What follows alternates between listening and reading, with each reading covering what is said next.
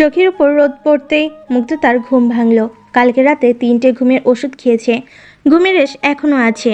চোখ পিটপিট করে তাকাতেই গালে জোরে একটা থাপ্পড় এসে পড়ল। আর কেউ না, স্পর্শই চটটা মেরেছে। এত জোরে মেরেছে যে মুগ্ধতার মাথার ভিতর চক্কর দিয়ে উঠেছে। মুগ্ধতা গালে হাত দিয়ে স্পর্শের দিকে তাকালো। স্পর্শর চোখগুলো লাল।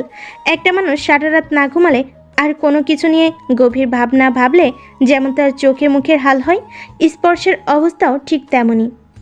মুগ্ধতা স্পর্শকে ঘুম থেকে উঠেই যে দেখবে সেই আশা করেনি।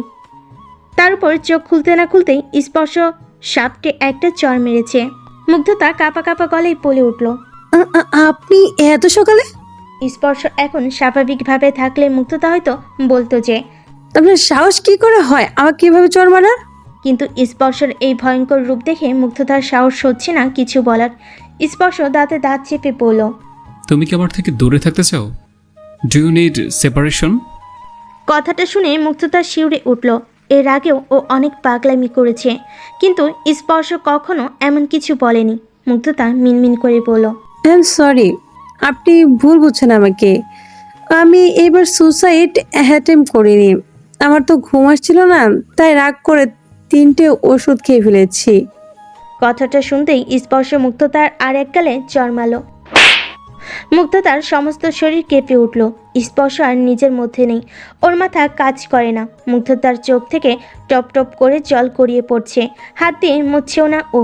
স্পর্শ মুগ্ধতার হাত ধরে বিছানা থেকে নামিয়ে দাঁড় করিয়ে ওর দুহাত শক্ত করে ধমকানি সুরে বলল, জানো কতটা টেনশনে ছিলাম আমি? বর্ণার বিষয়টা অব্দি দেখে আসতে পারলাম না, নিজের হাতে ওকে বিদায় করতে পারলাম না। হ্যাঁ, আমার নিজের কোনো বোন নেই, তাই বর্ণাকে বোনের চোখে দেখি। ভেবেছিলাম ওর ভাইয়ের কাজগুলো নিজের কাঁধে নিয়ে ওর বিয়েটা খুব ভালোভাবেই দেব, কিন্তু না, তার হলো কোথায়? আরাফ মুগ্ধতা, ওপস সরি, এটা কি বলছি, ফারহাদ মুগ্ধতা হবে। সব কাজেই তো ফারহাদ মুগ্ধতার একটা গ্যারামি করা চাই, না হলে কি আর তার রাতে ঘুম আসে? তোমার জন্য বর্ণার বাসার সবাই চিন্তা করছে, সেটা কি জানো? ওর দুপুরে বিয়ে, আর ভেবেছিলাম ওকে বিদায় দিয়েই চলে আসব, কারণ আমি আমার কলিজাটাকে এই বিশাল ঢাকা শহরে একা রেখে এসেছি। তার তো আবার ভালো গুণের শেষ নেই, কখনো অ্যাক্সিডেন্ট, কখনো আবার সুইসাইড অ্যাটেম্প্ট করে। অনেক হয়েছে, আর না, you need to go up. 19 বছর বয়স তোমার, একেবারে ছোট বাচ্চাও নও যে কিছু বললে সেটা বোঝার মতো ক্ষমতা তোমার নেই। যথেষ্ট বুদ্ধি আছে, তবুও ম্যাচুরিটি লেভেল 0 একদম। এত কথা বললাম বলে এটা ভেবো না যে আগের মতো ভালোবাসি না, বা তোমাকে দূরে সরানোর জন্য কথাগুলো বলছি। একটা মানুষ সারা জীবন এভাবে কাটাতে পারে না। Everybody needs to grow up. বারবার একটা মানুষ সুইসাইড অ্যাটেম্প্ট করে মানে তার অর্থ কি তুমি জানো? That's mean he or she is a psycho. তুমি কি তাই? স্পর্শের কথার মাঝে মুগ্ধতা কাঁপা কাঁপা কণ্ঠে বলে উঠল, আমি আপনাকে প্রমিস করেছিলাম যে আমি আর কখনো সুসাইড অ্যাটেম্প করব না, তাই আমি করিনি। কিন্তু আমার ঘুম আসছিল না, তাই কয়েকটা ঘুমের ওষুধ খেয়েছিলাম। আর আমার জন্য যে আপনি সহ সবাই এত চিন্তা করবেন ভাবিনি, সরি। আর চিন্তা নেই, আমি কখনো এমন কিছু করব না। তাই আপনি আপনার বোনের বিয়েটা নিশ্চিন্তে দিয়ে আসুন। কথাটা বলে মুগ্ধতা স্পর্শের হাতটা ছাড়িয়ে ওয়ার্ড্রপ থেকে ওর একটা 3 পিস নিয়ে ওয়াশরুমে চলে গেল। কান্না পাচ্ছে খুব। মুগ্ধতা ওয়াশরুমে ঢুকে শাওয়ারের নিচে বসে ফুপিয়ে কেঁদে উঠল। হাঁটুতে মুখ গুজে কাঁদছে ও, নিজেকে বলছে, তুই সত্যিই সাইকো, সবাইকে সবসময় চিন্তায় ফেলিস, সবসময় বোকামো কাজগুলোই করিস, সবাই বিপদে ফেলে দিস, কারোর ভালো হতে দিস না। এসে বলছে আর মুগ্ধতা কাঁদছে। স্পর্শ আজকে ওকে 2বার চড় মেরেছে। চরের আঘাতের তুলনায় কথার আঘাতগুলো বেশি ছিল, যদিও বা ও জানে যে দোষটা ওর নিজেরই ছিল। 2 গাল লাল হয়ে গেছে, ডান দিকের গালে স্পর্শের 5 আঙ্গুলের ছাপ বসে গেছে। ফর্সা গাল দুটোতে 5 আঙ্গুলের ছাপ স্পষ্ট। স্পর্শর নিজের উপর খুব রাগ হচ্ছে, সব কিছুতে বিরক্ত কাজ করছে। একে মুগ্ধতাকে এত কথা শুনিয়েছে, তারপর চরও মেরেছে, এদিকে বন্যার বিয়ে, সব মিলে পাগল পাগল অবস্থা। মুগ্ধর আসার আগে স্পর্শ আবার গাড়ির চাবি নিয়ে বেরিয়ে গেল, আবার সিট বেল্ট আবার সিলেট যাবে, বোনাকে বিদায় দিয়ে আসবে। স্পর্শ যাওয়ার সময় বন্যার জন্য যে নেকলেসটা কিনেছিল সেটা বাসায় ফেলে রেখে গিয়েছিল। এবার যাওয়ার সময় সেটা আবার নিয়ে গেল। মুগ্ধতা ওয়াশরুম থেকে বেরিয়ে এলো। মাথায় ভিজে চুল থেকে টপ টপ করে জল গড়িয়ে পড়ছে। মাথাটাও ভালোভাবে মোছেনি। থ্রি পিসের পিঠের দিকের অংশ অনেকটাই ভিজে গেছে। রুমে এসে স্পর্শকে দেখলো না। মুগ্ধতা দরজার দিকে একবার চোখ বুলিয়ে ওয়ার্ড্রোবের কাছে গেল জামা কাপড় বার করতে। ওয়ার্ড্রোবের মধ্যে কালকে রাতে মুগ্ধতা ওই নেকলেসটা দেখেছিল। ও ভেবেছিল স্পর্শকে সারপ্রাইজ দেবে বলে এখানে এনেছে। ও ভেবেছিল স্পর্শ ওকে সারপ্রাইজ দেবে বলে এখানে রেখেছে, কিন্তু জুয়েলারির প্রতি ওর আহামরি কোনো ইন্টারেস্ট নেই। তাই ও সেটা একবার চোখ বুলিয়ে দেখে রেখে দিয়েছিল, কারণ স্পর্শ এখনও জুয়েলারিটা ওকে দেয়নি। তাই না বলে সেটা পরা ওর উচিত নয়, এইটুকু নীতিবোধ মুগ্ধতার মধ্যে আছে। তাই সেটা ওখানেই রেখে দিয়েছিল। এখন ওয়ার্ড্রোব খুলতেই দেখলো জুয়েলারিটা আর নেই। বুঝতে পারলো স্পর্শ ওটা বন্যার জন্য কিনেছিল। কথাটা ভেবে মুচকি হাসলো মুগ্ধতা। স্পর্শর মা অনেক খুঁজে খুঁজে পরশুদিন মুগ্ধতাকে একটা পিঙ্কিস ব্যান্ড কিনে দিয়েছিল, যদিও তাতে নাগিন ছিল না। তবুও মুগ্ধতা খুশি। ব্যান্ডটা পার করে ব্যাগে ঢুকিয়ে নিল। আর জিনিসপত্র বলতে ওর নিজের বই খাতা ছাড়া আর কিছুই নিল না। আয়নাতে নিজেকে একবার দেখে নিল। চোখ দুটো ফোলা ফোলা, গালটা লাল হয়ে আছে। ওনাতে মুখটা ঢেকে নিয়ে একটা সানগ্লাস চোখে দিয়ে নিল। ব্যাগ নিয়ে নিচে নামতে তনিমা বলেন, মুগ্ধ, তুই এই সকাল সকাল ব্যাগ নিয়ে কোথায় যাচ্ছিস? মুগ্ধতা মুচকি হেসে বলল, বাসায় যাচ্ছি ফুপি, প্রায় 1 মাস হতে চলো বাসায় যাই না। বাসার সকালের জন্য খুব মন খারাপ করছে, তাই আর কি ভাবলাম সকাল সকাল যাই। তোমাদের আগে থেকে বলা হয়নি, তার জন্য এতগুলো সরি। কথাটা বলে ওনাকে সাইড থেকে জড়িয়ে ধরলেন। উনি কিছু একটা ভেবে বলেন, স্পর্শ জানে? ও তো দেখলাম আবার বেরিয়ে গেল। ছেলেটা কালকে রাত 3টার সময় যখন ফোন করে বলল যে আম্মু মুগ্ধ ঘুমের ওষুধ খেয়েছে, ওকে ইমিডিয়েট হসপিটালে নিয়ে যাও, আমি আসছি, তখন আমার কলিজা কেঁপে উঠেছিল। ভাবলাম এই বুঝি তুই আর নেই। খুব ভয় পেয়ে গিয়েছিলাম। তারপর তুই তো ঘুমে কাতর, তোকে নিয়ে হসপিটালে গেলাম। কিছু টেস্ট করার পর ডাক্তার জানালো যে কোনো সমস্যা নেই, তোকে বাসায় আনলাম। তারপর সেই ভোরবেলায় স্পর্শ ফিরল। তোকে ডাকবো ভাবলাম, কিন্তু স্পর্শ বলল যে তোর যখন ঘুম ভাঙবে তখনই তোর সাথে কথা বলবে। সেই ভোর 5টা থেকে সকাল 7টা অবধি ও একইভাবে বসেছিল তোর সামনে। কথাটা শেষ হতে মুগ্ধতা অবাক হয়ে বলল, অনেক কিছু ঘটিয়ে ফেলেছি দেখছি আমি এতটুকু সময়ে। উনি ভাবুক সুরে বললেন, মুগ্ধ মারে, তোকে আজকে একটা কথা না বলে পারছি না। দেখ, আমার ছেলেটা কিন্তু অনেক রাগী, ওকে আমরা সবাই খুব ভয় পাই, কিন্তু তুই হলি এমন একজন যে ওকে ভয় পায় না, ওর উপর দিয়ে চলিস সব সময়। তবু ও তোকে কখনো কিছু বলে না, কিন্তু ও একবার রেগে গেলে ওকে সামলানো মুশকিল। তারপর তুই মাঝে মাঝে যা করিস ও খুব রেগে যায়, তবুও নিজেকে অনেক কন্ট্রোল করে। তাই এবার তোকে একটু বোঝ, ওর কথা শুনে চল। ও তোকে খুব ভালোবাসে, তোর কিছু হলেও বাঁচবে না। দয়া করে আর কখনো এমন করিস না, আমি হাত জোড় করছি তোর কাছে। মুগ্ধতা ওনার হাতটা নামিয়ে ওনাকে জড়িয়ে ধরে বলল। সরি ফুপি, আমি আর কখনো এমন করব না। উনি মুগ্ধতাকে ছাড়িয়ে বললেন, কথাটা যেন মনে থাকে। আর কদিনের জন্য যাচ্ছিস মা? তাড়াতাড়ি ফিরিস, তুই ছাড়া বাসা বড্ড ফাঁকা ফাঁকা লাগবে। মুগ্ধতা সানগ্লাসটা খুলে ওনার দিকে চোখ টিপ মেরে বলল, ছেলেকে আবার বিয়ে দাও ফুপি, নতুন করে বউ আসবে, তোমারও সংসার সুখের হবে। উনি মুগ্ধতার দিকে রাগি চোখে তাকিয়ে বলল, খবরদার, আর একবার এমন বললে তোর মার হবে এবার। কথাটা বলে দুজনেই হেসে ফেলল। রাত 9:30। কিছুক্ষণ আগে সুব্রতা ফোন করেছিল। সুব্রতাকে সব কথা বলেছে মুগ্ধতা। সুব্রতাও অনেক বুঝিয়েছে মুগ্ধতাকে, তবে কোনো কিছুতেই যেন মনের ভিতর শান্তি পাচ্ছে না। এখন যদি ওর গালে স্পর্শ আলতো করে হাত বুলিয়ে বলতো, এই মুগ্ধ পড়ি, রেগে আছো আমার ওপর চর মেরেছি বলে? তাহলে আমাকে কি পেঙ্কিস টাইপের পানিশমেন্ট দেওয়া যায় না? তাহলে হয়তো মুগ্ধতা একগাল হেসে স্পর্শর বুকে লুটিয়ে পড়তো। কিন্তু তা তো হওয়ার নয়, কারণ ও যে সবসময় ভুলই করে। বারবার এই কথাগুলো মনে করছে মুগ্ধতা। যতদিন না ওর নিজের ম্যাচুরিটি আসবে ততদিনও স্পর্শর কাছে ফিরবে না। যদি তাতে ওর আবার 20 বছর লাগে তাতেও অপেক্ষা করতে রাজি। কিছু কিছু কথা মনের মাঝে খুব সহজে দাগ কেটে যায়, যেগুলো সহজে ভোলা যায় না। আম্মু, আমি আজকে বাসায় ফিরবো না, শ্বশুর বাসায় যাচ্ছি। কথাটা শুনে তনিমা আহমেদ হাসলেন, মুচকি এসে বলেন, সাবধানে যাস, ড্রাইভ করবি দেখে শুনে। বাইরে কিন্তু ঝড় উঠেছে, ছিটে ছিটে বৃষ্টিও পড়ছে। পৌঁছে ফোন করে দিস। আচ্ছা আম্মু, আল্লাহ হাফেজ। স্পর্শ ফোনটা কেটে গাড়ি থেকে নামলো। আইসক্রিম পার্লারে ঢুকেছে, মুগ্ধতার জন্য আইসক্রিম নেবে। এই বৃষ্টির রাতে আইসক্রিম খেয়ে ঠান্ডা ধরিয়ে দিলেও স্পর্শ তো আছে উষ্ণতা দেওয়ার জন্য। দেখতে দেখতে রাত 12:30 বেজে গেল। বাইরে প্রচণ্ড ঝোড়ো হাওয়া বইছিল বলে মুগ্ধতা ঘরের জানালাগুলো দিতে এসেছিল। ঘরের সাথে যে ছিটছাট করে বৃষ্টিও পড়ছিল তা মুগ্ধতা জানালা দিতে গিয়ে বুঝলো। কতদিন বলেও ভুল হবে, কত বছর মুগ্ধতা বৃষ্টিতে ভেজে না। বৃষ্টিতে ভিজলেই ওর জ্বর ঠান্ডা কাশি শুরু হয়ে যায়, তাই চাইলেও বৃষ্টিতে ভেজে না। ঘরের জানালা বন্ধ করে মুগ্ধতা বেলকুনিতে গেল। শুধু জানালা দিয়ে হাত বাড়িয়ে বৃষ্টি উপভোগ করার মাঝে কি তৃপ্তি আছে? না, নেই। বৃষ্টিকে উপভোগ করতে হলে গা ভাসিয়ে দিতে হবে। এই কালো মেঘের ঘন ঘটে আচ্ছন্ন ঝোড়ো হওয়ার সাথে নিজেকে লেপ্টে নিতে হবে এই গড়ি গড়ি বৃষ্টির ফোঁটাতে। তারপর একসময় অঝোর ধারাতে বৃষ্টি নেমে ভিজিয়ে দিবে সমস্ত শরীর।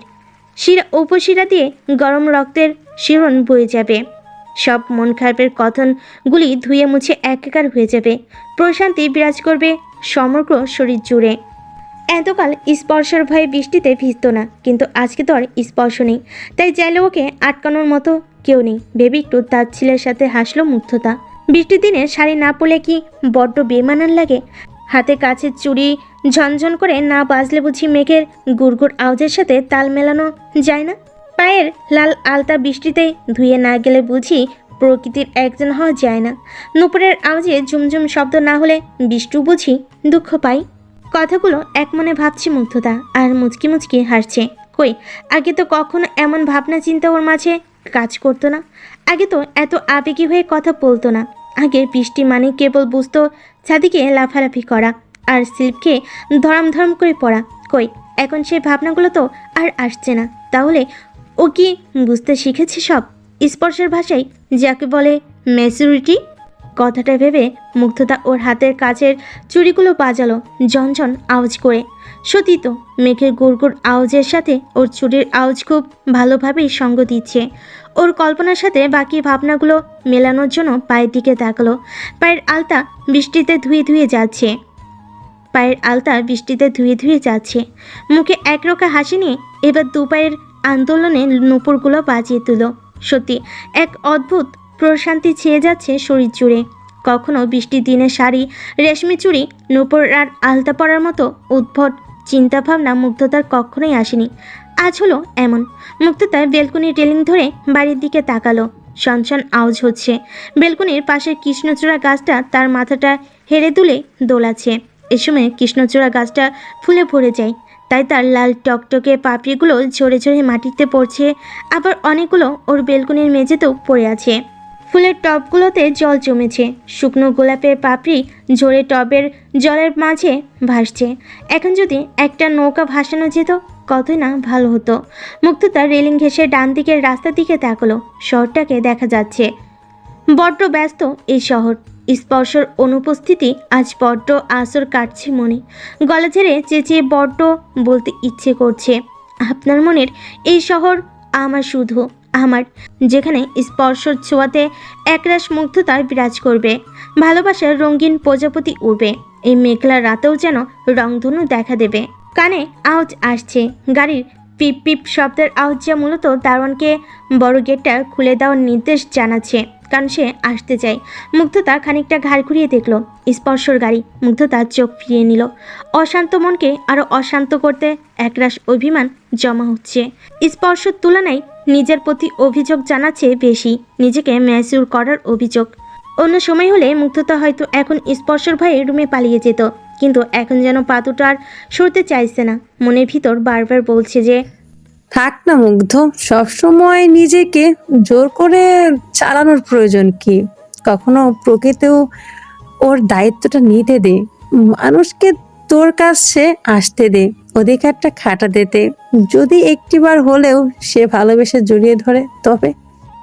মুগ্ধতা ঘরে গেল না, ঠায় দাঁড়িয়ে রইল। স্পর্শকে স্পষ্ট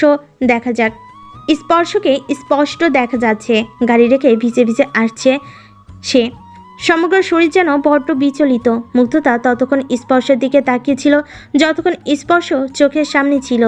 বলাই বাহুল্য যে কিছুক্ষণের মধ্যেই ও দরজায় নখ পড়বে। ভেজা ভেজা গায়ে স্পর্শ এসে দরজার সামনে দাঁড়াবে। মুখের ভাবাবেগ ঠিক কেমন হবে তা মুগ্ধতা জানে না, কারণ ওর কারণে যা যা প্রতিক্রিয়া স্পর্শ দেখিয়েছে তাতে স্পর্শ যথেষ্ট রেগে আছে বলে মুগ্ধতার মনে হয়। হাতে গোনা 1.5 মিনিটের মধ্যেই দরজায় নখ পড়ল। মুগ্ধতার মা শিপা খানের গলার আওয়াজ পাওয়া যাচ্ছে। ব্যস্ত ভঙ্গিমাতে ডাকছে, যেমন তা মাঝরাতে কারোর গাঢ় ঘুমটা ভেঙে গেলে যেমন হয় ঠিক তেমনটাই। মুগ্ধতা আর বেশি কিছু না ভেবে পা বাড়ালো। না জানি ওকে এমন কাক ভেজা অবস্থায় দেখে তাদের প্রতিক্রিয়া ঠিক কী হবে। দরজা খুলতেই সিটকানি খট করে আওয়াজে স্পর্শ সামনের দিকে তাকালো। মুগ্ধতা শাড়ি পরে কাক ভেজা অবস্থায় দাঁড়িয়ে আছে সামনে। মুগ্ধতাকে এমনভাবে দেখে স্পর্শ থমকে গেল। এটা কি ওর সেই মুগ্ধ যে শাড়ি পরতে চাইতো না, যার চোখের দৃষ্টি ছিল চঞ্চল, চাউনি ছিল দুষ্টামিতে ভরা? মুগ্ধতাকে দেখছে ও মুগ্ধ হয়ে, কিন্তু মুগ্ধতা ওর দিকে তাকাচ্ছে না। মুগ্ধতার মা ওকে এই অবস্থায় দেখে অবাক হয়ে বললেন, মুগ্ধ, তুই এভাবে ভিজলি কি করে? জানালা দিয়ে গিয়ে ভিজে গেছে আম্মু। স্পর্শ বুঝতে পারল মুগ্ধতার কথাটা সমস্ত সত্যি না। ও নিজের ইচ্ছাতেই ভিজেছে, যেটা স্পর্শ বুঝতে পেরেছে। তবুও এখন শিপা খানের সামনে কিছু বলল না। মুগ্ধতাকে একান্তে ও অনেক কিছু বলবে। মুগ্ধতাকে যেভাবে সকালে কষ্ট দিয়েছে ঠিক ততটাই বা তার চেয়ে বেশি ভালোবাসা দিয়ে পুষিয়ে দিবে ও। এখন যদি তোর ঠান্ডা লাগে তাহলে কি হবে বল তো? আর স্পর্শও ভিজে গেছে কেমন। তোরা বস, আমি কফি করে আনছি। আর স্পর্শর জন্য জামা আনছি তোর ভাইয়ের কাছ থেকে। মুগ্ধতা বিচলিত গলায় পড়ল, তার কোনো দরকার নেই আম্মু। ওনার এক সেট জামা আমার রুমে আছে। ওনার জন্য তুমি যেটা কিনেছো সেটাই এখন ওইটা পড়ুক। আর 1 কাপ কফি আনো ওনার জন্য। আমি খাবো না, আমার খুব ঘুম পাচ্ছে। কফি খেলে ঘুম ছুটে যাবে, সারা রাত ঘুম আসবে না। উনি স্বাভাবিকভাবেই বলেন। আচ্ছা। কথাটা বলে উনি চলে গেলেন। মুগ্ধতা রুমে ঢুকলো। স্পর্শ পিছন পিছন রুমে ঢুকলো। দরজা দিল না, কারণ কিছুক্ষণের মধ্যেই শিপা খান কফি আনবেন। মুগ্ধতা রুমে ঢুকে ওর ওয়ার্ড্রপ থেকে একটা সাদা কালারের শার্ট, একটা জিন্স এনে বিছানার উপর রেখে কিছু না বলে একটা কামিজ আর প্লাজো নিয়ে ওয়াশরুমে চলে গেল। স্পর্শ বেলকুনিতে গেল। মুগ্ধতা ওয়াশরুম থেকে বেরোলে ও চেঞ্জ করতে ঢুকবে, ততক্ষণের জন্য ও বেলকুনিতে গেল। আসার সময় মুগ্ধতাকে ও বেলকুনিতে দাঁড়িয়ে থাকতে দেখেছে। বৃষ্টি এখনও থামেনি, বরং বেড়েছে। মাঝে মাঝে হঠাৎ বৃষ্টিগুলো বড্ড বাঁধন ছাড়া হয়, থামার নাম নেয় না। স্পর্শ দেখলো একটা নূপুর পড়ে আছে ফ্লোরে। মুগ্ধতার লাফালাফিতে হয়তো একটা খুলে পড়ে গেছে। নূপুরটা তুলে মুচকি হাসলো। নূপুরটা মুঠোয় নিয়ে বিড়বিড় করতে করতে একটা আবৃত্তি করলো। জানো তো প্রিয়, বহুদিন পর আজ তোমাকে রুক্ষ কণ্ঠে বড্ড কড়া কড়া শব্দ শুনিয়ে থামিয়ে দিয়েছি তোমাকে। তোমার কম্পমান ঠোঁটগুলো কিছু বলতে চেয়েছিল, তবে আমি তাকে বাধা দিয়েছি। কিছু কিছু সময় থেমে যাওয়াটা সার্থকতার হয়। যদি তুমি বুঝতে ঠিক কতটা চাই তোমাকে, তাহলে হয়তো থেমে যেত তোমার ওই ছটফটানি। আমাকে তোমার থেকে হারাতে দিতে না, আবদ্ধ করে রাখতে নিজের কাছে। হারানোর ভয়টা প্রবল হতো। তোমার এই নিস্তব্ধতা যে বড্ড ভয়ঙ্কর। মুগ্ধ হচ্ছি বারবার, হারাতে ইচ্ছে করছে তোমাতে। আমি কি তোমার মাঝে হারাতে দেওয়া যায় না? নূপুরটা হাতে করে রুমে এলো। মুগ্ধতা আয়নার সামনে বসে আছে। মুখটা মলিন লাগছে বড্ড। বিছানার উপর ধোয়া একটা কফির মগ। স্পর্শ জামা আর প্যান্ট নিয়ে ওয়াশরুমে ঢুকলো। কফির কাপে একটা চুমুক দিয়ে মুগ্ধতার সামনে ধরল। মুগ্ধতা অবাক হয়েও যেন হলো না। সবটা দেখেও না দেখার ভান করার তুমুল চেষ্টা করছে। স্পর্শ এবার বলে উঠল, এক চুমুক নাও এখান থেকে। মুগ্ধতা স্পর্শর দিকে তাকিয়ে পড়ল। আমি কফি খাই না। স্পর্শ আরেক চুমুক দিয়ে পড়ল। খাও না, খেতে হবে। মুগ্ধতা খানিকটা রাগি চোখে পড়ল। কোনো কিছুতেই জোর করা আমি পছন্দ করি না। তাছাড়া আমার ঘুম পাচ্ছে। এখন কফি খেতে গেলে আমার আর ঘুম আসবে না। আপনি খেয়ে শুয়ে পড়ুন, আমার কাজ আছে।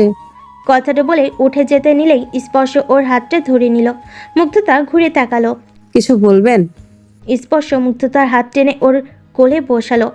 কফিটা ওর সামনে ধরে পড়ল। ইসলামে স্বামীর কথার অমান্য করা একটা বড় গুনাহ। অবাধ্য স্ত্রী হতে নেই মুগ্ধ।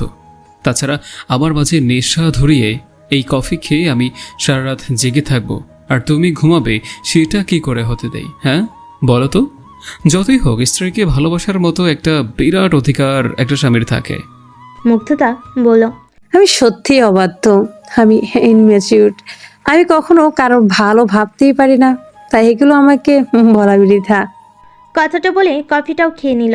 ওর চোখ জোড়া ছলছল করছে।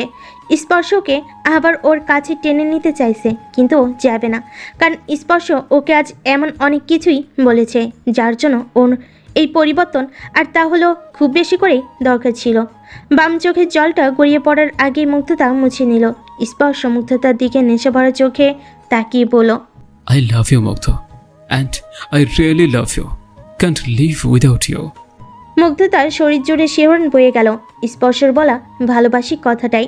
এই তিনটে শব্দ শোনার জন্য ও কি না কি করেছে, কিন্তু তবু কোথাও না কোথাও ভালো লাগার সাথে সমান তালে অভিমানটাও বড্ড কাজ করছে।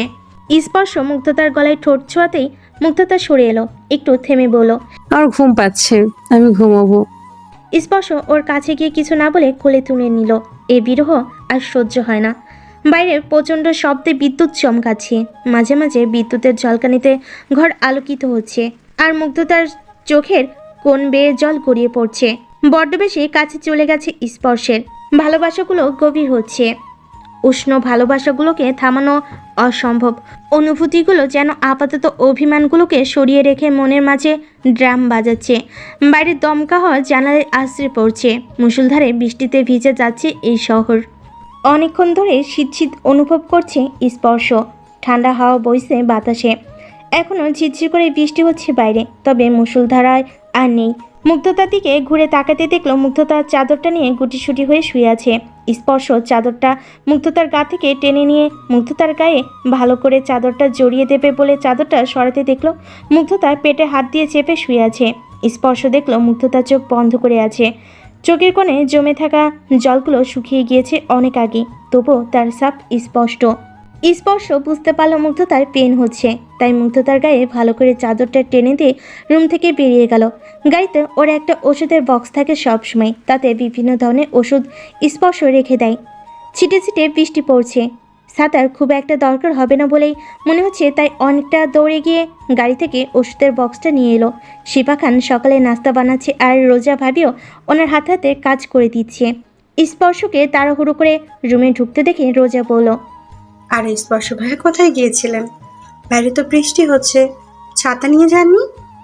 স্পর্শ থেমে একটু ঘাবড়ে গিয়ে বলল, গাড়িতে একটা মেডিসিনের বক্স ছিল, ওটাই আনতে গিয়েছিলাম। শিপা খান চিন্তিত সুরে বলেন, তোমার কি শরীর খারাপ বাবা? মুগ্ধ তো কিছু জানালো না, মেয়েটা কি এখনো ঘুমাচ্ছে? আসলে মুগ্ধর শরীরটা ভালো লাগছে না, তাই ওকে মেডিসিন দেওয়ার জন্যই বক্সটা আনতে গিয়েছিলাম। মুগ্ধতার শরীর ভালো না শুনে ওনারা আর কেউ কোনো কথা বাড়ালেন না, কারণ এসব ব্যাপার স্পর্শের ভালো বুঝবে। যতই হোক ও ডক্টর, আর মুগ্ধতার হেলথ নিয়ে স্পর্শ যথেষ্ট পজিটিভ। রোজা স্পর্শকে এমন আপত্তিকর মুহূর্ত থেকে বাইর করে আনার জন্য বলল, আচ্ছা ভাইয়া, আমি আপনার আর মুগ্ধর ব্রেকফাস্ট রুমে নিয়ে আসব, আপনি যান, ওকে তাড়াতাড়ি মেডিসিনটা দিন। রোজার কথা শুনে স্পর্শ মুচকি হাসলো। সকাল সকাল এমন একটা কিছু হবে ও ভাবতেই পায়নি। রোজা ভাবি ওকে সবসময় হেল্প করে। মুগ্ধতা যে এখানে এসেছে সেই খবরটা রোজাই দিয়েছে ওকে। তাড়াতাড়ি করে রুমে গেল, মুগ্ধতাকে ডাকলো। এ মুগ্ধ, ওষুধটা খেয়ে নাও, উইল ইউ ফিল বেটার? মুগ্ধতা স্পর্শর কথা কানে নিল না, যেন চুপচাপ শুয়ে রইল। স্পর্শ আবার বলল, ওষুধটা খাও, পেইন কমে যাবে। মুগ্ধতা এবার ভারী গলায় বলল, আমার কিছু হয়নি, আমার ঘুম পাচ্ছে, বিরক্ত করবেন না।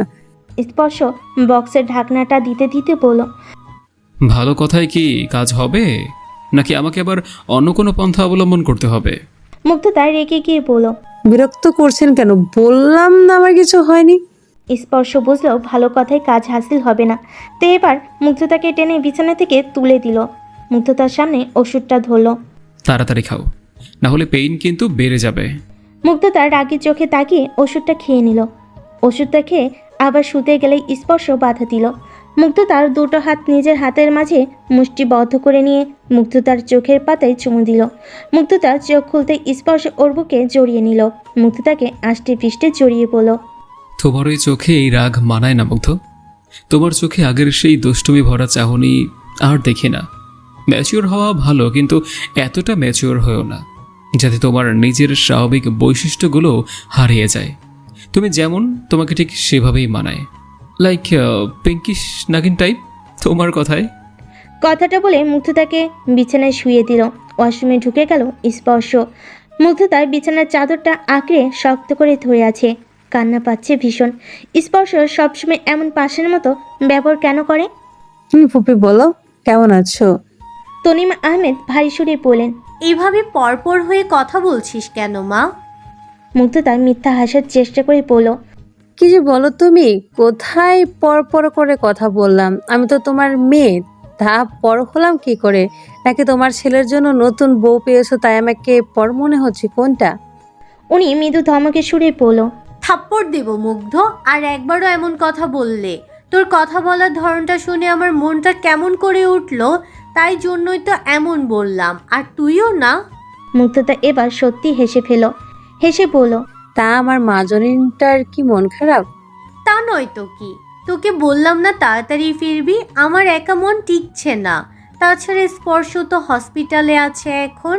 কিছুক্ষণ আগে ফোন করে বলল যে একটা এমার্জেন্সি অপারেশন আছে, আর রাত্রে বাসায় ফিরবে না, মানে তোদের বাসায় যাবে। কথাটা শুনে মুগ্ধতা চুপ করে রইল, কারণ স্পর্শ হসপিটালে যাওয়ার আগে ওর সাথে খানিকটা তর্ক বিতর্ক করে গেছে মুগ্ধতার বাসায় ফিরে নিয়ে। মুগ্ধতা চুপ করে আছে দেখে তনিমা আহমেদ আবার বলল। নিতু আর মধু বলে দুটো মেয়ে এসেছিল সকাল সকাল, তোর সাথে দেখা করবে বলেছিল, কি যেন দরকার আছে তোর সাথে। নিতু নাম শুনে মুগ্ধতা ঘাবড়ে গেল, তবুও আমতা আমতা করে বলল। কি দরকার আমার সাথে? সেটা আমি কি করে বলি বলতো? সে যাই হোক, তুই তাড়াতাড়ি বাসায় ফের মা, আমার আর ভালো লাগছে না। মুগ্ধতা অভিমান করে বলল। আমি তো ওই বাসায় এখন ফিরবো না ফুপি। আর তোমার ছেলেকেও বলো যেন আমাকে ফেরানোর বৃথা চেষ্টা না করে। ঠিক ধরেছি, স্পর্শ নিশ্চয় তোকে কিছু বলেছে তাই না? ছেলেটাকে কিছু বলি না তাই বলে এটা না যে মেনে নেব। আমার ফুলের মতো মেয়েটাকে এভাবে কেউ বকে? ওর অপারেশন শেষ হোক, ওকে যদি না বকেছি তো আমি ওই পিঙ্কিশ বাদরে মা না। কথাটা শুনে মুগ্ধতা ঠিক করে হেসে দিল। মুগ্ধতার হাসি দেখে তনিমা আহমেদও হেসে ফেলেন। আরও কিছুক্ষণ কথা বলে কলটা কেটে মুগ্ধতার বিছানায় বসলো কিছুক্ষণ। হঠাৎ করে রোজা এলো। কি গো ননদিনী, তলে তলে টেম্পো চালাও? মুগ্ধতা অবাক হয়ে বলল। কি যাতে বলছো ভাবি? আমি আবার কি টেম্পো চালালাম? রোজা ফাজলামি করে বলল। তুমি কতটা কি করো জানি না, কিন্তু রাত বিরতে স্পর্শ ভাই এসে বউয়ের সাথে আবার ঠিক রোম্যান্স করে চলে যাচ্ছে। আমরাও বুঝি গো, আমাদেরও চোখে পড়ে অনেক কিছুই। কথাটা বলে রোজা হাসলো। মুগ্ধতার খানিকটা লজ্জা আর রাগ মিশ্রিত অনুভূতি হচ্ছে। মুগ্ধতা কথা করানোর জন্য বলল। ভাবি, কি শুরু করলে কি? এবার থামো, তুমি যা ভাবছো তেমন কিছুই না। উনি সিলেটে গিয়েছিলেন আর আসার পথে উনি অনেকটাই ভিজে গিয়েছিলেন, তাই এখানে চলে এলেন। মিরপুর যেতে গেলে অনেকটা দেরি হয়ে যেত। আহা, তোমাকে এত বিস্তারিত বলতে বলেছে কেউ? রোম্যান্স করছো লজ্জা পাওয়ার কি আছে? নতুন নতুন বিয়ে করেছো, একটু ভালোবাসা দেখাবে না তা হয়? মুগ্ধতার ক্রমশ অস্বস্তি হচ্ছে রোজার এমন কথায়, তাই কথা ঘোরাতে বলল। ভাবি, একটা কথা বলবো? বলো, কি বলবে? যখন তুমি জানবে যে তোমার জামাইয়ের ওপর কেউ ক্রাশ খায়, তাকে পছন্দ করে, তাকে নিজের করে পেতে চায়, তখন তুমি কি করবে? কি বলবো আবার? জামাইকে গিয়ে শক্ত করে জড়িয়ে ধরবো, যাতে আমি ছাড়া আর ধারে পাশে কেউ খেসতে না পারে। কথাটা বলে রোজা হাসতে লাগলো। মুগ্ধতা বিরক্ত হয়ে বলল। উফ, তুমিও না। আমি একটা সিরিয়াস কথা জিজ্ঞেস করছি আর তুমি সামনে মজা করতে চাইছো। যাও, তোমার আর কিছু বলা লাগবে না। রোজা মুগ্ধতার নাক টেনে দিয়ে বলল। শোনো মুগ্ধ, স্বামী নামক মানুষটা না অনেক আলাদিনের ওই প্রদীপটার মতো। তুমি যদি তোমার জীবনটাও তোমার কাছে হাজির করে দিতে বলো, তাহলে সে তাও দেবে, যদি সে তোমাকে সত্যিই ভালোবাসে। স্বামীকে অমান্য করে তার কথায় অবাধ্য হয়ে তুমি হয়তো তোমার নিজের কাছে নিজেকে বিজয়ী বলে মনে হবে, কিন্তু আল্লাহর কাছে তুমি সবচাইতে নিকৃষ্ট মানুষ হিসেবে গণ্য হবে। যদি তুমি স্বামীর কথায় অমান্য করো, স্বামীর ভালোবাসা কখনো ফেরাতে নেই। একটা সম্পর্ক তখনই মজবুত হয় যখন নিজেদের প্রতি বিশ্বাসটা অটুট থাকে। যদি সম্পর্কে বিশ্বাস, ভরসা আর ভালোবাসা না থাকে, তাহলে সেই সম্পর্ক অর্থহীন। দেখো না, তোমার ভাইয়া আমার সাথে রোজ ফ্লার্ট করে বলে একটা বাচ্চার বাপ হয়ে গেলাম, তবুও গ্ল্যামার কমেনি। আজকেও একটা মেয়ের প্রপোজাল করেছে, জানো তো রোজা? মেয়েটা কিন্তু অপরূপ সুন্দরী। তোমার ভাইয়ার কথা শুনে আমি কখনো রেগে যাই না, বরং খুব হাসি পাই, কারণ সে আমাকে হাসানোর জন্য কথাগুলো মজা করে বলে। আমার তার প্রতি বিশ্বাস আছে, আমার প্রতি তার অসীম ভালোবাসা আছে। তাই অন্য নারীর প্রশংসা করলেও ওনার নজর আমার থেকে সরবে না কখনোই। তেমনই স্পর্শ ভাইয়া, ভাইয়া তোমাকে অনেক ভালোবাসে। ভাইয়ার চোখে তোমার প্রতি ভালোবাসা যেন স্পষ্ট লক্ষ্য করা যায়। সকালবেলা তোমার পেটে পেইন হচ্ছে বলে তুমি না বলেই তোমার অসুবিধা বুঝে এসে ওষুধ আনতে ছুটেছে। সব পুরুষই একটা নারীকে নিজের করে পেতে চায়, কিন্তু পরে সেই নারী কষ্টটা কতজন পুরুষ বুঝতে পারে বলো তো? সবাই কিন্তু পারে না। স্পর্শ ভাইয়া নিজের থেকেও তোমাকে অনেক বেশি ভালোবাসে। জানো তো, হসপিটালে যাওয়ার আগে আমাকে বলে গেছে তুমি যেন ঠিকঠাক খাওয়া দাওয়া করো, ঠিকঠাক যেন মেডিসিন নাও। সে ফিরলে সেই সামলাবে তোমাকে, কিন্তু তার অনুপস্থিতিতে আমি যেন তোমাকে একটু খেয়াল রাখি। কতজন পারে এমন বলো তো মুগ্ধ? কখনো ভাইয়ার উপরে রাগ করে তোমাকে দূরে ঠেলে দিও না। এটা মনে রাখবে, একটা মানুষ তার উপরে বেশি অধিকার খাটায় যাকে সে সব থেকে বেশি ভালোবাসে। ভাইয়া তোমাকে কখনো বকাঝকা করলেও রাগ করবে না, বুঝবে সে যে তোমার ভালোবাসা চায়, তাই খারাপটা তোমার সামনে তুলে ধরে তোমাকে সাবধান করে। যাক, অনেক কিছু বলে ফেললাম, এবার তোমার প্রশ্নের উত্তর পেলে? মুগ্ধতা বিছানায় কুটিসুটি করে শুয়ে পড়ল, থমথমে গলায় পড়ল। ভাবি, আমার মাথায় একটু হাত বুলিয়ে দেবে? আমার খুব ঘুম পাচ্ছে, চোখ দুটো বড্ড ক্লান্ত। রোজা মুচকি এসে মুগ্ধতার কপালে একটা চুমু দিয়ে ওর মাথায় হাত বুলিয়ে দিতে লাগলো আর বলল, বাবা মা আর স্বামীর ভালোবাসা হলো পৃথিবীর শ্রেষ্ঠ ভালোবাসা, যা কখনো ফেরাতে নেই, তাহলে আল্লাহ নারাজ হয়। মুগ্ধতা চোখ বন্ধ করে ঘুমানোর চেষ্টা করলো। ঘুম আসছে না, বরং মনের মাঝে অস্বস্তির মাত্রা দ্বিগুণ হচ্ছে। কষ্ট হচ্ছে তখন স্পর্শকে ফিরিয়ে দিয়েছিল, এই কথা ভেবে চোখের কোণে নোনা জলের ধারায় বালিশ ভিজছে, ভাঙছে অভিমানের মস্ত পাহাড়। অবেলায় ঘুমিয়েছে মুগ্ধতা, এমন সময়ে ও ঘুমায় না, কিন্তু মাথার মধ্যে হাজার হাজার ভাবনায় অস্বস্তি হচ্ছিল। অস্বস্তি কাটাতে ঘুমিয়ে পড়েছিল।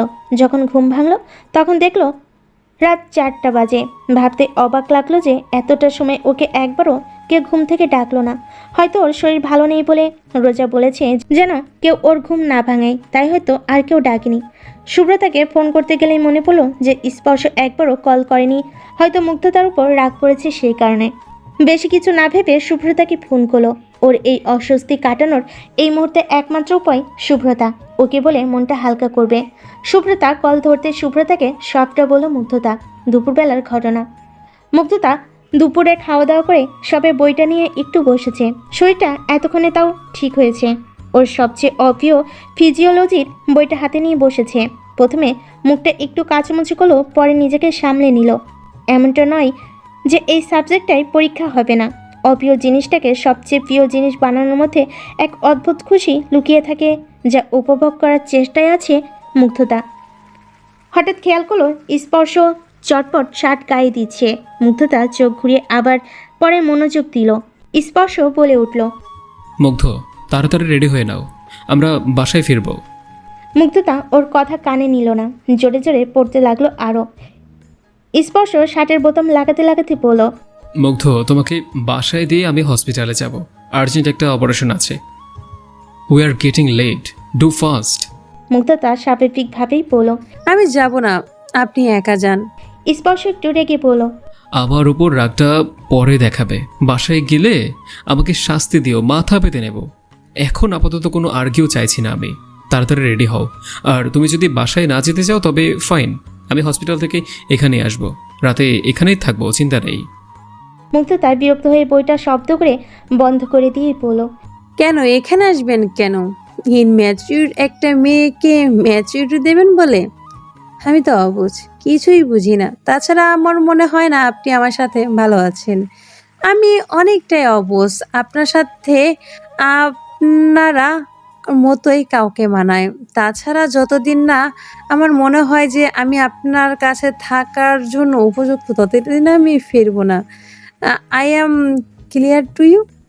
স্পর্শ দীর্ঘশ্বাস ফেলে বলল, তোমার ভাষায় তুমি ম্যাচুরিটির সংজ্ঞা বলতে যা বোঝো, আমার ভাষায় আমি তা বুঝি না।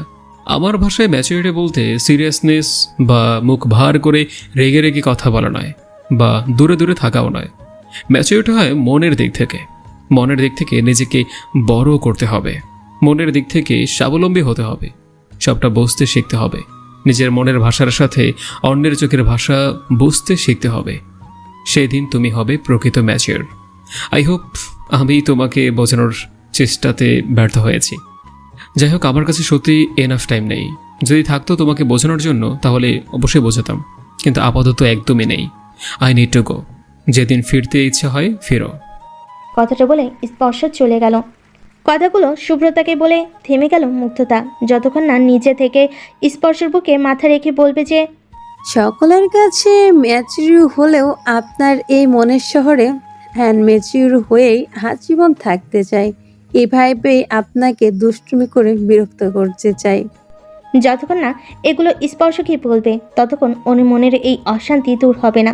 ওর রাগ, ওর ভালোবাসা, ওর অভিমান আর ওর পিঙ্কাশ টাইপের সব ব্যবহার সব কিছুই কেবল স্পর্শের জন্য, আর কারোর জন্য নয়। স্পর্শের সাথে ভালোবাসার এই প্রতিযোগিতায় ও নামতে চাই, যেখান থেকে ওদের মাঝে ভালোবাসা বাড়বে, কখনো কমবে না। মুগ্ধতা পরের টেবিলে বসে আছে, স্পর্শের দিকে তাকাচ্ছে আর কেবল একটা করে বইয়ের পাতা উল্টে যাচ্ছে। পড়াশোনা নামক জিনিসটার সাথে এই মুহূর্তে আর সম্পর্ক স্থাপন করা সম্ভব হচ্ছে না। রাত 1টা বাজে, স্পর্শ ফিরেছে 11টা 30। তারপর ওর সাথে কোনো রকম কোনো কথা না বলেই ঘুমিয়ে পড়েছে। না, এভাবে আর পারা যায় না। মুগ্ধতা বইটা বন্ধ করে ধীর পায়ে স্পর্শর পাশে গিয়ে বসলো। স্পর্শ পাশ ফিরে শুয়ে আছে। মুগ্ধতা অনেকক্ষণ ধরেই বসে আছে। স্পর্শের দিক থেকে কোনো সারা শব্দ নেই। ও খুব ভালো করে জানে যে স্পর্শ এখনও ঘুমায়নি। যতক্ষণ না মুগ্ধতা ঘুমায় ততক্ষণ স্পর্শ জেগেই থাকতো। বিয়ের আগেও মুগ্ধতা ঘুমাতে যাওয়ার আগে স্পর্শ রোজ ফোন করত। মুগ্ধতা ঘুমালে ও ঘুমাতো। স্পর্শের অভিমানের পরিমাণটি কি এতটাই বেশি যে একবার পাশ ফিরে মুগ্ধতার দিকে শান্ত দৃষ্টি নিক্ষেপ করে তাকে বুকে জড়িয়ে নেওয়া যায় না। মুগ্ধতার চাপা কান্না আসছে, নিমিষেই ফুপিয়ে কেঁদে ফেলতে পারে। মুগ্ধতা এবার সাইড থেকে স্পর্শের গায়ের উপর মাথা দিয়ে ওকে জড়িয়ে ধরল। চোখের জলগুলোকে আর আটকানো গেল না। স্পর্শের শার্ট ভেজাচ্ছে মুগ্ধতার চোখের জল। মুগ্ধতা বলতে শুরু করলো, আমার ডিকশনারিতে থাকা প্রত্যেকটা শব্দর অর্থ বড্ড জটিল। পেরে ঠিক না আমি এত কঠিন কঠিন জিনিসগুলো মানিয়ে নিতে। বড্ড অসহ্য লাগে আর অবশেষে একসময় ক্লান্ত হয়ে যায়। সেই অর্থে বলতে গেলে ভালোবাসা ম্যাচুরিটি সংজ্ঞাগুলো ভুল। এতদিন ভাবতাম যে মুখে প্রকাশ না করলেও ভালোবাসা যায় না, রাগ অভিমান না দেখালে ম্যাচুরিটি প্রকাশ পায় না, কিন্তু আমার ধারণাকে বারবার ভুল প্রমাণিত করেছেন আপনি। সত্যি বলতে ভাবলেও ভালো লাগে যে প্রকাশ্যে কেউ একজন আমায় ভালো না বাসলেও আড়ালে ভালোবাসে। হয়তো সে আর 5 জনের মতো তার ভালোবাসাটাকে প্রকাশ করে পারে না, হয়তো বা প্রকাশ করতে চায় না, কিন্তু ভালো তো বাসে। আমার এই বেখেয়ালি স্বভাবগুলোকে ভালোবেসে সেগুলো সহ্য করার ক্ষমতা আল্লাহ কেবলমাত্র তাকেই দিয়েছে। আর সেই মানুষটা হলো আমার পিঙ্কিশ বান্দর, মানে আপনি। আপনার জায়গায় অন্য কেউ থাকলে হয়তো আমার প্রতি বিরক্ত হয়ে হয়তো আমাকে ছেড়ে চলেই যেত। কথায় বলে স্বামী স্ত্রী হলো একে অপরের পরিপূরক। কথাটা সেই অর্থে আমার কাছে বেশি গ্রহণযোগ্য লাভ করেনি, কারণ আপনি আমার আদর্শ পরিপূরক, কিন্তু আমি হয়তো সেই দায়িত্বটা পালন করতে অক্ষম। আপনাকে এখন যদি বলি যে আমি আপনাকে খুব ভালোবাসি, তাহলে সেইটা হয়তো বড্ড হাস্যকর হবে।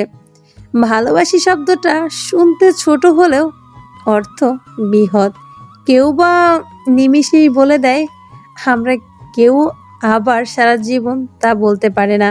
ভালোবাসি শব্দটা আজকাল বড্ড সস্তা একটা শব্দ পরিণত হয়েছে, যার গম্ভীর্যতা যেন আর আগের মতো নেই। বছরের পর বছর ভালোবাসি শব্দটা বলা সহজ, কিন্তু ভালোবেসে যাওয়াটা বড্ড কঠিন। আপনি হলেন আমার জীবনের এমন একজন যাকে আমি অন্য কোনো তৃতীয় ব্যক্তির সাথে যুক্ত করার কল্পনাও করতে পারি না। নিজেকে বড্ড স্বার্থপর করে তার থেকে আপনাকে ছিনিয়ে নিতে ইচ্ছে করে। তবে এটা ভাববেন না যে সুসাইড করার মতো ভুলটা আমি আর কখনো করব। শেষবার যখন 7টা হজমের ওষুধকে ঘুমের ওষুধ ভেবে খেয়েছিলাম, তখন জীবনের আসল অর্থটা বুঝেছি। সবচেয়ে বেশি জেঁকে বসেছিল আপনাকে হারানোর যন্ত্রণাটা। যাকে পাওয়ার জন্য আমি সেগুলো খেয়েছিলাম, তাকেই তো আমি আর কখনো পাবো না। মরে গেলে সেখানেই তো আমার জীবনটা শেষ, কিছুই রইল না। আর বাঁচার জন্য ছটফট করছিলাম। মানুষের হয়তো মরার আগে মুহূর্তটা তাদের বাঁচার ইচ্ছাটা বেড়ে যায়। তারাও হয়তো ভাবে, ইস, ভুল করে ফেলেছি, বেঁচে থাকা মন্দ হতো না। আচ্ছা, আমার কি আর কোনো সুযোগ নেই বেঁচে ওঠার? যতদিন আমি আছি প্লিজ আমি ছাড়া অন্য কারোকে নিজের জীবনে আনবেন না, তাহলে আমার বাঁচার ইচ্ছাটা শেষ হয়ে যাব। আমি আর সকলের চোখে ম্যাচিউর হতে চাই, কিন্তু আপনার চোখে না। কারণ আমার এমন পাগলাম ও উদ্ভট ব্যবহার শুধু আপনার জন্য, আর কারোর জন্য নয়। আপনার হৃদয়ের শহর জুড়ে থাকবে শুধু আমারই বসবাস, আর সেখানে থেকে আমি চিৎকার করে সারা পৃথিবীকে জানাতে পারবো এই শহর আমার। কথাটা বলে মুগ্ধতা থেমে গেল। চোখ থেকে নোনা জলগুলো এখনো বড্ড বেহার মতো ঝরে পড়ছে, থামার নাম নিচ্ছে না। মুগ্ধতা স্পর্শ 7টা খামচি মেরে ধরল। মানুষটাকে ও হারাতে চায় না, নিজে করে রাখতে চায়। স্পর্শ একটা মলিন হেসে মুগ্ধতার দিকে ফিরে ওকে বুকের মাঝে জড়িয়ে ধরে চুপটি করে শুয়ে রইল।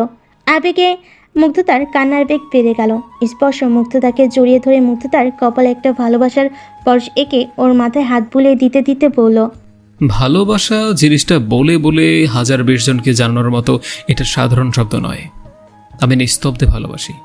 প্রকাশ করা খুব সহজ একটা বিষয়, কিন্তু আমি প্রকাশ করি না। শুধু মনে হয় এই বুঝি ভালোবাসা ফুরিয়ে গেল, সে বুঝি দ্বিতীয়বার আরও ভালোবাসি শব্দটা শোনার জন্য অধীর আগ্রহ নিয়ে আমার দিকে আর চেয়ে থাকবে না, অপেক্ষা করবে না আগের মতো আগ্রহ নিয়ে শোনার জন্য। আগের মতো ছটফটা নেই আর থাকবে না, শুধুমাত্র আমি তাকে ভালোবাসি এই কথাটা শোনার জন্য। তাই এতদিন আমি তোমাকে কখনো বলিনি। আমি বলিনি মানে এটা নয় যে ভালোবাসি না, করলাম না প্রকাশ, সমস্যা কোথায়?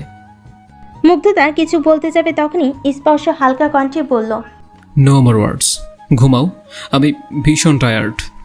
মুগ্ধতাও শান্ত হয়ে রইল। রোজা ঠিকই বলেছে, স্বামী নামক মানুষটা হলো একটা বড় আর অদ্ভুত রকমের প্রাপ্তি, যার প্রতি আসবে না কখনো কোনো বিতৃষ্ণা। দেখতে দেখতে আজ মুগ্ধতার লাস্ট এক্সাম। এই কয়দিনে রাতের ঘুম হারাম করে দিনরাত এক করে পড়াশোনা করেছে। স্পর্শ রাত 3টে অবধি মুগ্ধতার সাথে জেগে থাকতো, আর সকাল 4টার মধ্যে হসপিটালে যেত, আর সকালে 8টার মধ্যে হসপিটালে যেত। তারপর 6টার মধ্যে বাসে এসে আবার মুগ্ধতাকে নিয়ে পড়তে বসাতো। পড়াশোনার মাঝে থেকে ওর জীবন অতিষ্ঠ।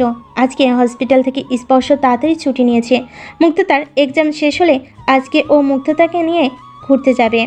হাতের ঘড়ির দিকে তাকিয়ে দেখলো 4:28, 4:30-এ এক্সাম শেষ। অবশেষে কিছুক্ষণ পর এক্সাম শেষ হতেই সবাই আস্তে আস্তে বার হয়ে আসতে লাগলো, কিন্তু মুগ্ধতাও আসছে না, আর না আসছে শুভ্রতা। স্পর্শ গাড়ি থেকে নেমে রাস্তার সামনে দাঁড়ালো না। এখনও মুগ্ধতা আসছে না দেখে স্পর্শ কলেজে ঢুকতে গেলে দেখলো ওরা দুজন বার হয়ে আসছে। মুগ্ধতা আর শুভ্রতা দুজনেরই হাতে একটা করে কার্ড। স্পর্শ এ নিয়ে বেশি ভাবলো না, মুগ্ধতা এসে তো ওকে সবটাই বলবে সেই জন্য। মুগ্ধতা খুশি খুশি মুখ করে স্পর্শের দিকে তাকিয়ে বলল, হাই হ্যান্ডসাম, কি চলে? স্পর্শ অবাক হয়ে বলল, ডাল মে কুছ কালা হে। কি হয়েছে বলো? হ্যাঁ, এক্সাম কি খুব ভালো হয়েছে নাকি খুব খারাপ? মুগ্ধতা আর শুভ্রতা দুজন দুজনের দিকে তাকিয়ে ফিক করে হেসে ফেলল। ঘাপলাটা কি? হ্যাঁ, নতুন করে কোনো শয়তানি করনি তো মুগ্ধ? হ্যাঁ। শুভ্রতা হাসি থামিয়ে বলল, ভাইয়া এই নিন বিয়ের দাওয়াত, বিয়েতে আসবেন কিন্তু। স্পর্শ কার্ডটা হাতে নিতেই বলল, এটা হলো নিতু কুটনির বিয়ের কার্ড? কথাটা বলে আবার হাসলো।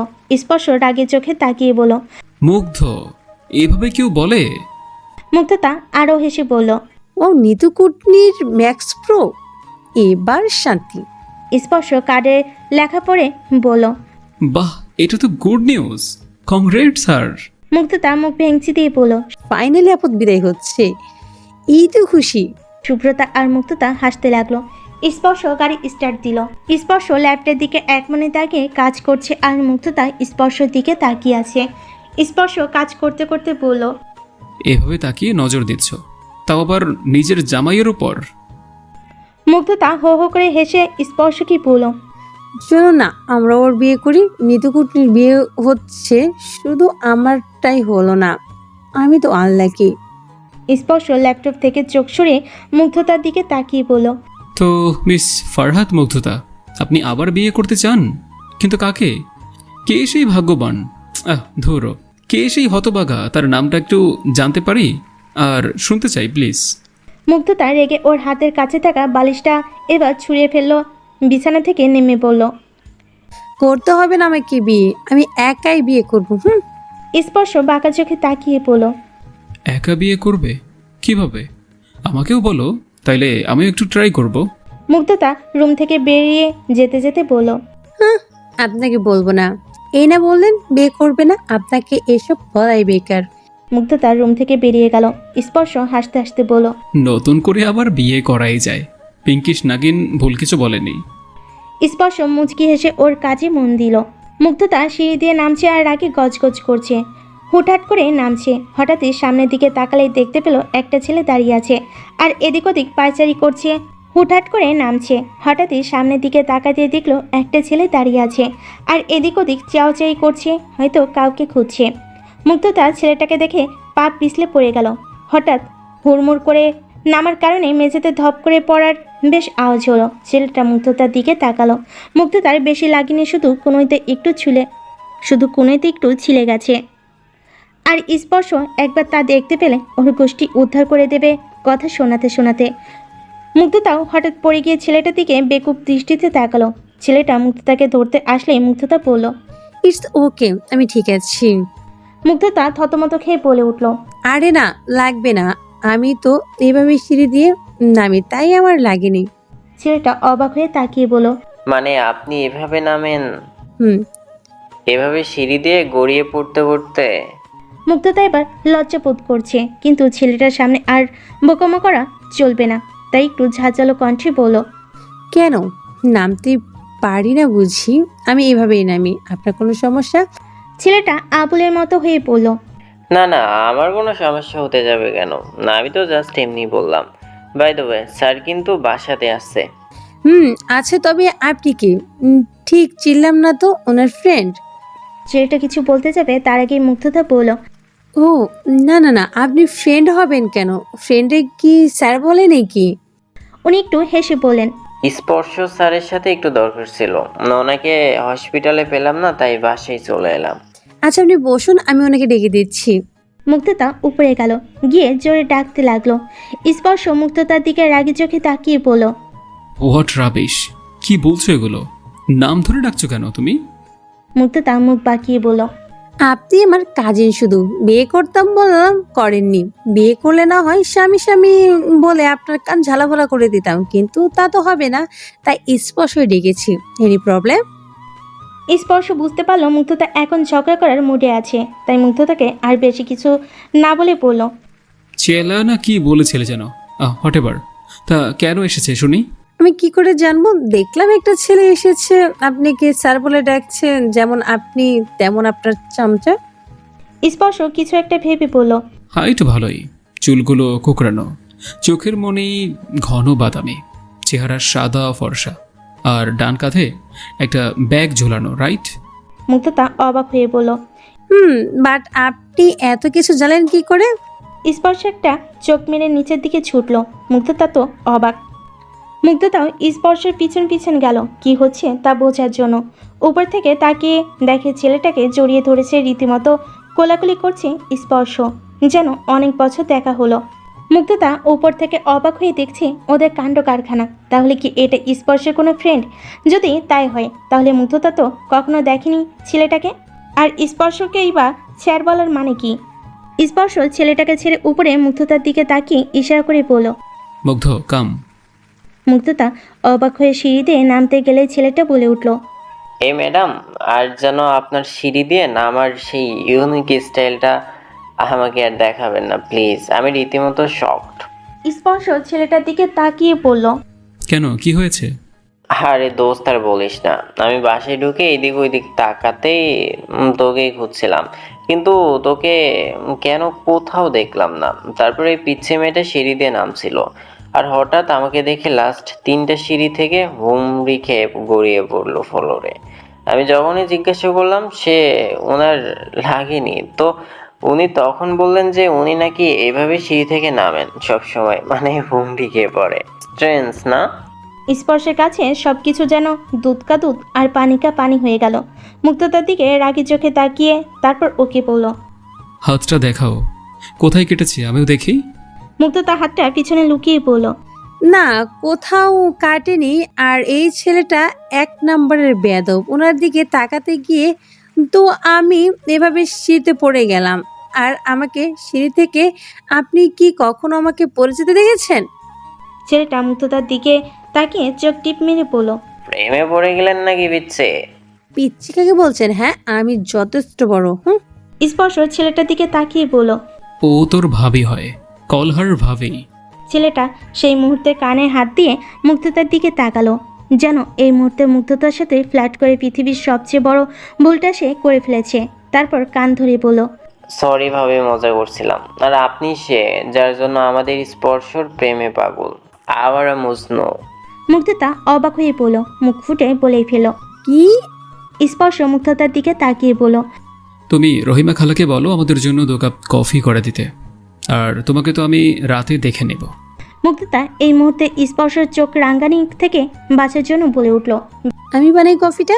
তুমি ব্ল্যাক কফি পারো? আমি তো সব পারি। বিড়বিড় করে বলল, চাইলে তো এই ছেলের মাথাও ফাটাতে পারি। বেয়াদব একটা, আজ তোর জন্য আমার পানিশমেন্ট মিলবে। স্পর্শ ভুরু উঁচিয়ে বলল। কিছু বললে? মুগ্ধতা হেসে বলল, না, কিছু বলিনি। আমি যাই, আপনাদের জন্য কফি নিয়ে আসি। স্পর্শ আর আতিফ নামে ছেলেটা সোফাতে বসলো। দুজনে প্রায় আজ 2 বছর পর দেখা। ফোনেও মাঝে মাঝে কথা হয়, কিন্তু ঠিক সেভাবে দেখা করা হয়ে ওঠে না। আতিফ স্পর্শের দিকে চোখ মেরে বলল, কি মামা, বিয়ে করে নিলে এইদিকে কিছু জানালেও না? স্পর্শ হো হো করে হেসে বলল, আমার বিষয়টা নেহাতি কাকতালে হবে এত তাড়াতাড়ি হয়ে গিয়েছে, নাহলে মুগ্ধ এখনো ছোট, ও আরেকটু বড় হলেই বিয়ে করতাম। ওর বাচ্চামো স্বভাবটা এখনো যায়নি, ওকে দেখে বুঝতেই তো পারছিস তুই। আতিফ হেসে বলল। ভাবি কিন্তু খুবই মজার মানুষ, আর মনটাও অনেক ভালো।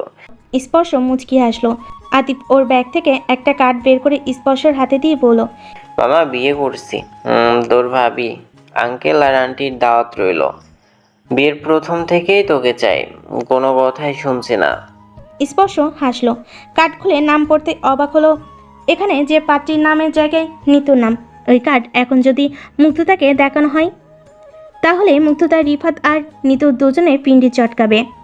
স্পর্শ এই ধাক্কাটা সামলে বলল, আচ্ছা, তোর বিয়ে বলে কথা, নিশ্চয়ই যাব। ওদের কথার মাঝে মুগ্ধতা এসে কফি দিয়ে গেল। কফিটা দেখে ঠিকঠাকই মনে হচ্ছে, খেতেও হয়তো ভালোই হবে।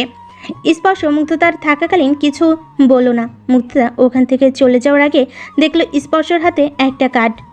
ওর দেখার ইচ্ছে হলো খুব যে এটা কিসের কার্ড। রাত 9টা। মুগ্ধতা ডিনার করে এসে রুমে ঢুকতে দেখলো স্পর্শ কিছু একটা ওয়ার্ড্রপে রেখে লক করে দিল। বিয়ের দিন আতিফকে বর আর নিতুকে বউ হিসেবে দেখবে, তাতে সমস্যা নেই, কিন্তু এখন ওটা মুগ্ধতাকে দেখানো যাবে না। মুগ্ধতা উকি ঝুঁকি মেরে দেখার চেষ্টা করছে। ওকে ওভাবে দেখে স্পর্শের ভুরু কুচকি এলো। ও মুগ্ধতার দিকে ভুরু উঁচিয়ে বলল, কি দেখছো এভাবে ওকি মেরে? মুগ্ধতা ধরা খেয়ে হেসে বলল, আপনি এখানে কি রেখে দিলেন নক করে? কিছু না। কথাটা বলে চলে যেতে নিলে মুগ্ধতা বলল, আপনার এই ফ্রেন্ডটা কি করতে এসেছিল? আর আপনি বা আমার থেকে কি লুকোচ্ছেন? আবার আমাকে কোনো মিথ্যে বলছেন না তো? স্পর্শ বুঝলো মুগ্ধতা এখন ওকে প্রশ্ন করতে থাকবে, আর যতক্ষণ না উত্তর দেবে ততক্ষণেই ভাঙ্গা রেকর্ড চালাতে থাকবে। তাই ওর বকবকানি থামাতেই বলে উঠল, ওয়েট, তুমি তখন সিঁড়ি থেকে পড়ে গিয়েছিলে, আর তোমার হাতও কেটে গিয়েছে, তাই না? আর তার দরুন এখন তোমার একটা পানিশমেন্টও বাকি আছে, তাই না? মুগ্ধতা স্পর্শের কথা শুনে দু কদম পিছিয়ে গেল। ভয় তো গলায় পড়ল। একটা ডাক শুনছেন? স্পর্শ প্রশ্ন করে উঠল। কিসের ডাক শুনি? নাগিনের ডাক নাকি? মুগ্ধতা হাত নাড়িয়ে বলতে লাগলো। আরে না না, তাহলে যাবে কেন? আমাকে তো খুবই ডাকছে, হয়তো কোনো দরকার। বাট তোমার পানিশমেন্ট এখনো বাকি আছে। মুগ্ধতা দৌড়ে রুম থেকে বেরিয়ে গেল আর চিৎকার করে বলল। আল্লাহ হাফিজ, ভালো থাকুন আর ভালো রাখুন। দৌড় দে মুগ্ধ। এমনি কোথায় বলুন তো, এখনো আসছেন না কেন? এই সেই কখন থেকে অপেক্ষা করছি আপনার জন্য। আর আপনি বেপাত্তা। সুব্রতাও চলে এসেছে। আপনার ফ্রেন্ড কি আপনাকে একবারও ফোন করে তাড়া দেয়নি বিয়ে বাড়ি যাওয়ার জন্য? কেমন ফ্রেন্ড আপনার? নাকি নিজের বিয়ে বলে আনন্দে মাথা ঠিক নেই কোনটা? বিরক্ত হয়ে কথাগুলো বলল মুগ্ধতা। বিরক্ত হওয়ারই কথা, যেখানে স্পর্শর বিয়ে বাড়ি পৌঁছানোর সময় 7টায় সময়, আর এখন 8:15 বাজে। মুগ্ধতা আর সুব্রতা ঠিক করেছিল কন্যাপক্ষ হবে, তাই আগে থেকে নিতুর বাসায় চলে গেছে। নিতুর সাথে যথাসম্ভব ভালোভাবেই কথা বলার চেষ্টা করেছে। স্পর্শ একটু এমার্জেন্সি অপারেশন পড়ে গিয়েছিল বলে হসপিটালে চলে গিয়েছিল, আর বলেছিল যে 7টার সময় পৌঁছে যাবে। স্পর্শ একটু হাত ছেড়ে বলল, হয়েছে আমার পেয়ারি পিঙ্কিশ নাগিন, আমি আসছি। আমি অলরেডি হসপিটাল থেকে রওনা দিয়েছি, আর কিছুক্ষণ লাগবে। মুগ্ধতা ভুরকুচকে বলল, শুনুন, বেশি সিজে রাজপুত্রের মতো হয়ে আসলে খবর আছে। হয়তো এমন হলো নিতু কুটনি বিয়ের আসরে আপনার ওপর ফিদা হয়ে বিয়ে করতে না করে দিল, আর সবার সামনে বলল যে আপনাকেই বিয়ে করবে। তখন কিন্তু আমি ওর চুলের মুঠে ধরে টাকলু বানিয়ে দিব, বলে দিলাম। স্পর্শ হাসতে হাসতে বলল, আমাকে দেখলে তুমিই ঘায়েল হয়ে যাবে, তাহলে নিতুর না জানি কি হবে। মুগ্ধতা রেগে গিয়ে বলল। স্পর্শ আরো বেশি কিছু বলতে গেলে স্পর্শ বলে উঠল, আচ্ছা পিঙ্কিশ নাগিন, এখন আপাতত ঝগড়া করতে পারছি না, ড্রাইভ করছি তো, আগে পৌঁছাই, তারপর না হয় ঝগড়া করব, কেমন? স্পর্শ ফোনটা রেখে দিল। ফোনটা কেটে দিয়ে ভারী লেহেঙ্গাটা সামান্য উঁচু করে ধরে মুগ্ধতা সুব্রতার কাছে গেল। সুব্রতা নিতুর সাথে গল্প করছে, যা মুগ্ধতার সহ্য হলো না, তাই আর তাড়াতাড়ি করে সুব্রতার কাছে গেল। নিতু মুগ্ধতাকে দেখে বলে উঠল, এই তো মুগ্ধতা, তোমার কথাই বলছিলাম। কোথায় ছিলে এতক্ষণ? আর স্পর্শ ভাইয়াকে তো দেখছি না। মুগ্ধতা সন্দেহের চোখে তাকিয়ে বলল, ঈশ্বর ভাইয়ের খোঁজ নিচ্ছ যে, তার সাথে তোমার কি? বিয়ের আসরে আমার জামাইকে নিজে জামাই বলে দাবি করবো না তো আবার? নিতুর এমন কথায় ঘাবড়ে গেল, বেশ থতমত খেয়ে বলল। কি বলছো এসব? সুব্রতা মুগ্ধতার হাতে বাড়ি দিয়ে বলল। মুগ্ধ, কি বলছিস কি? মুগ্ধতা সুব্রতার দিকে কটমট চোখে তাকালো। নিতুর দিকে মিথ্যা হাসি দিয়ে বলল, আরে আমি তো এমনি বলছিলাম, তুমি দেখছি মজা বোঝো না, বোকামি। বাট নিতু করি, তোমাকে কিন্তু আজকে খুব সুন্দর লাগছে। আমার জামাই বাদে সবাই চোখ ফেরাতে পারবে না। আজর বিয়ের দিন, আজও মুগ্ধতা নিতুকে স্পর্শের সাথে টেনে আনছে। একটু খারাপও লাগছে, হয়তো স্পর্শের উপর ক্রাশ খেত, কিন্তু ক্রাশকে জীবনসঙ্গী ভাবা নেহাতি বোকামো, সেটা নিতু বোঝে, কিন্তু মুগ্ধতা এখনও বোঝে না। হয়তো নামে মুগ্ধতা সকলের সামনে ম্যাচিউর, কিন্তু ওর স্বভাব আর আচরণগুলো আগের মতোই আছে। ও কি তাহলে কখনো চেঞ্জ হবে না? নিতু আর বেশি কথা পারল না, ওর কাজিনদের সাথে কথাবার্তা শুরু করে দিল। মুগ্ধতা সুব্রতার হাত ধরে টেনে আনলো এক সাইডে এনে বলল, তোর মাঝে আমি নিতু কুটনির ছোঁয়া দেখতে পাচ্ছি। তুই কি ওর মতো হয়ে গেলি? আমাকে ভুলে গেলি? সুব্রতা মুগ্ধতার মাথায় টোকা মেরে বলল।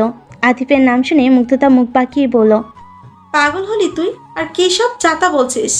আর নিতু, আতিফ ভাইয়ার কথা বলছিলেন, এর থেকে বেশি কিছুই না। হ্যাঁ, জানা আছো নাকি নিতু কুটনির ঠিক মানুষের সাথে বিয়ে হচ্ছে, যেমন ও তেমন ওর জামাই, দুটোই কালি নাগিন। লুকিয়ে ওয়ার্ড্রপের চাবি খুঁজে কাটা না দেখলে তো এই বিয়েতে এসে টাসকি খেতাম। তাও ভালো আগে থেকেই যোগ সামনে নিয়েছি। বিয়ের পর দুই কুটনি গলা জড়িয়ে ঘুরবে। সুব্রতাকে উপেক্ষা করে বলল, আরে বাদ দে তো, ওই দেখ বর এসেছে, চল গিয়ে দেখি। কথাটা বলে মুগ্ধতার হাত ধরে নিয়ে যেতে লাগলো। মুগ্ধতা বলল, কই আমার জামাইটা তো এখন হলো না। কি হয়েছে, চলে এলে কেন? বাসায় যাবো আমি। এখন বাসায় গিয়ে কি করবা? বাসায় মানুষ কি করে? ঘুমায়, আমি ঘুমাবো। স্পর্শ হাত ঘড়ির দিকে তাকিয়ে বলল। মুগ্ধতা রাগী চোখে তাকিয়ে বলল, আপনি কি গাড়ি স্টার্ট দেবেন নাকি আমি গাড়ি থেকে নেমে যাব? কোনটা? স্পর্শ আর কোনো কথা না বাড়িয়ে গাড়ি স্টার্ট দিল। সব কিছু তো ঠিকঠাক ছিল, কিন্তু হঠাৎ যখন নিতুর একটা কাজিন স্পর্শের সাথে কথা বলতে এলো, তখনই মুগ্ধতা রাগ করে বেরিয়ে গেল। স্পর্শ ড্রাইভ করছে আর মুগ্ধতা এক মনে বাইরের দিকে তাকিয়ে আছে। প্রায় 30 মিনিট পর স্পর্শ গাড়ি থামালো। মুগ্ধতা বাইরের দিকে চেয়ে দেখলো খুব সুন্দর একটা পরিবেশ, চারিদিকে আলোয় পরিপূর্ণ একটা জায়গা। ব্রিজের উপর কত দম্পতি দাঁড়িয়ে আছে, আবার কেউ কেউ হাত ধরে কত কথা বলছে। রাতের হাতের ঝিল যে এত সুন্দর হয় সেটা হয়তো মুগ্ধতা আজ নিজের চোখে না দেখলে জানতেই পারতো না। মুগ্ধতা গাড়ি থেকে নামলো, স্পর্শর দিকে খানিকটা মুগ্ধ নয়নে তাকালো। মনটা ভালো হয়ে গেছে ওর। স্পর্শ মুচকি হেসে ওর হাতটা ধরে এগোতে লাগলো। স্পর্শের অনেক ইচ্ছে ছিল যে মুগ্ধতাকে রাতের হাতে ঝিল দেখাবে, দুজন পাড়ে বসে হাতে হাত রেখে গল্প করবে, মুগ্ধ নয়নে একে অপরের মাঝে হারিয়ে যাবে। মুগ্ধতা ব্রিজের কাছে দাঁড়ালো, সনসন করে হাওয়া বইছে, তরতাজা অনুভূতি একদম। পাশে দাঁড়িয়ে আছে স্পর্শ। দুজনের এই নীরবতা ভেঙে মুগ্ধতা বলে উঠল, আমার মন খারাপের কারণগুলো আপনার কাছে এত স্পষ্ট কিভাবে বলবেন? আমি তো আজ আপনাকে বলি যে আমার কি হয়েছে।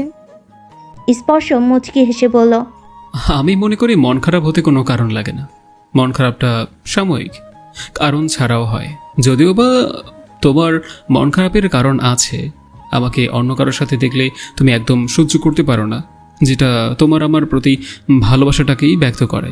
আমি বুঝি, আর এটাই হয়তো ভালোবাসা। মুগ্ধতা নদীর দিকে তাকিয়ে বলল, এই প্রকৃতিটাও কত উদার, তাই না? কারো মন খারাপ সহ্য করতেই পারে না, ঠিক কোনো না কোনোভাবে মনটা ভালো করে দেয়। ভালোবাসি আপনাকে, অনুভব করি প্রতিটা মুহূর্তে নিজের সাথে, তাই হয়তো অন্য কারোর সাথে আপনাকে মানতে বড্ড কষ্ট হয়। ভালোবাসি আর ভালোবাসবো, আর ভুলেও আপনি অন্য কাউকে ভালোবাসার কথা ভাবলে আপনার খবর আছে। স্পর্শ একটু শব্দ করে হাসলো, তারপর বলল, আমারও তো জানবে না যে আমি ভালোবাসি কি?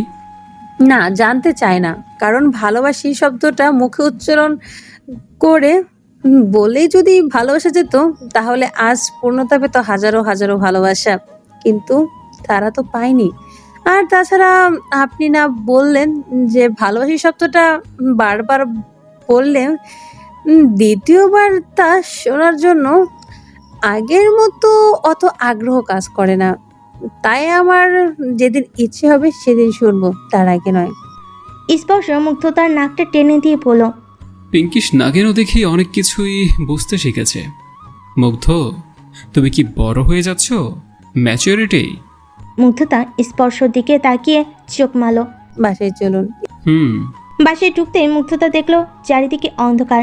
অন্ধকার দেখে স্পর্শর পাঞ্জাবিটা খাঞ্চি মেরে ধরলো মুগ্ধতা।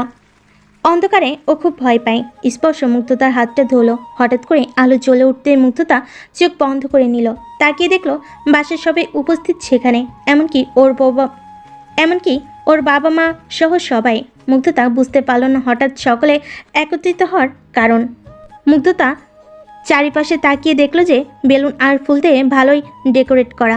অবাক হয়ে স্পর্শর দিকে তাকিয়ে বলল, এসব কি? স্পর্শর হাত ধরে সামনের দিকে নিয়ে গিয়ে বলল, এঙ্গেজমেন্ট। আজকে তোমার আর আমার এঙ্গেজমেন্ট, আবার বিয়েও করব আমরা। তুমি না বলেছিলে আমাদের কেন বিয়ে হবে না আবার? এবার সবাইকে জানিয়ে বিয়ে করব, সবাই জানবে তুমি আনাফ মুগ্ধতা। মুগ্ধতা খুশিতে ডগমগ। ও আর স্পর্শ সবাইকে গিয়ে সালাম করলো। সবার চোখে মুখে খুশির ছড়াছড়ি। স্পর্শ একটা রিং বাইর করে মুগ্ধতার হাতে পরিয়ে দিল। মুগ্ধতা কাছে মুছে মুখ করে বলল, কিন্তু আমি তো কোনো রিং কিনিনি আপনার জন্য, তাহলে কি হবে? স্পর্শ মুগ্ধতার গালে হাত বুলিয়ে ওর পকেট থেকে একটা রিং বাইর করে মুগ্ধতার হাতে ধরিয়ে দিয়ে বলল, নাও পরিয়ে দাও।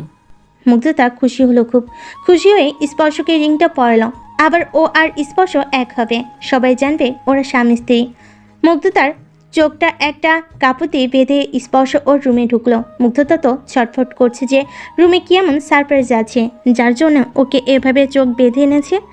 স্পর্শ মুগ্ধতাকে নিয়ে গিয়ে বিছানায় বসালো। মুগ্ধতার চোখ খুলে দিতেই মুগ্ধতার চারিপাশে তাকালো, তেমন কিছুই নতুনত্ব দেখলো না, আগের মতোই তো সব। স্পর্শকে উদ্দেশ্য করে বলল, এত ঘটা করে চোখ বেঁধে রুমে আনলেন যে? কই কিছু তো দেখছি না স্পেশাল। স্পর্শ মুগ্ধতাকে ওর বিছানার চাদরের দিকে তাকাতে বলল। মুগ্ধতা বিছানার চাদরের দিকে তাকিয়ে আহ করে চিচিয়ে উঠল। বিছানা থেকে এক ক্লাপ মেরে স্পর্শকে গিয়ে জড়িয়ে ধরল। স্পর্শ হাসতে হাসতে গড়াগড়ি খাওয়ার অবস্থা। মুগ্ধতা স্পর্শকে রাগী গলায় বলল। রাত বিরেতে এসব ফাজলামি করার মানে কি বলবেন? স্পর্শ হাসতে হাসতে বলল। ফাজলামি কোথায়? তুমি যেমনটা চাও তেমনটাই তো করেছি, তাই না? নাগিন বেডশিট দিয়েছি, কেন তোমার পছন্দ হয়নি? কথাটা বলে আবার হাসতে লাগলো। মুগ্ধতা রেগে গিয়ে বলল। তাই বলে কেন কাউকে নাগিন বেডে খাবার পাতে দেখেছেন? স্পর্শ মুগ্ধতার হাত ধরে বিছানার কাছে নিয়ে যেতে গেলেই মুগ্ধতা হাত ছাড়িয়ে 2 কদম পিছিয়ে গেল। ওটা এখান থেকে সরান, আমার ভয় করছে।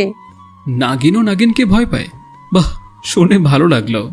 স্পর্শ গিয়ে বেডশিটটা চেঞ্জ করলো। মুগ্ধতা ভয়ে ঘরে ঢুকনি, বেলকুনিতে দাঁড়িয়ে আছে। স্পর্শ রুম থেকে বলল। মুগ্ধ, ঘরে এসো, একটা সারপ্রাইজ আছে। সারপ্রাইজের নাম শুনে মুগ্ধতা বলল।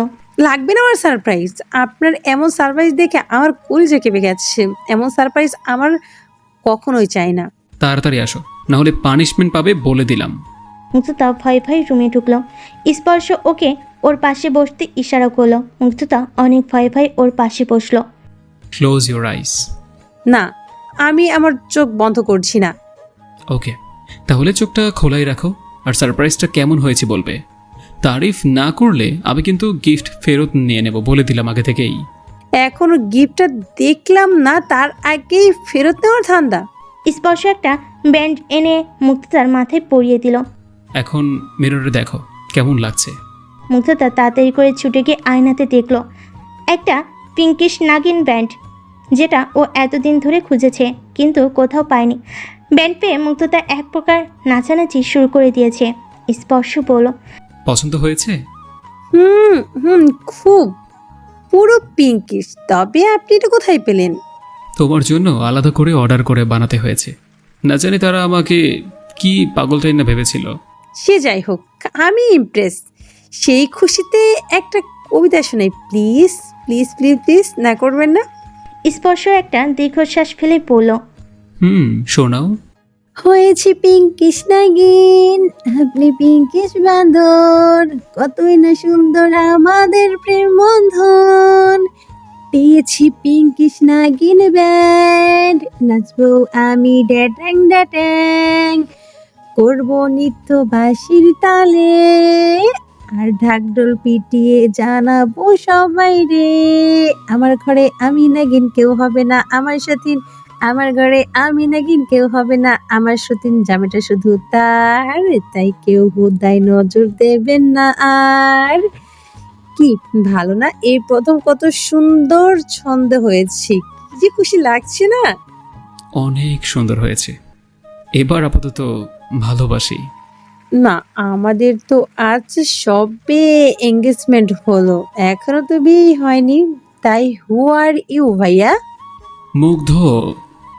স্পর্শ ভাইয়া, স্পর্শ ভাইয়া, তাধীন তাধীন।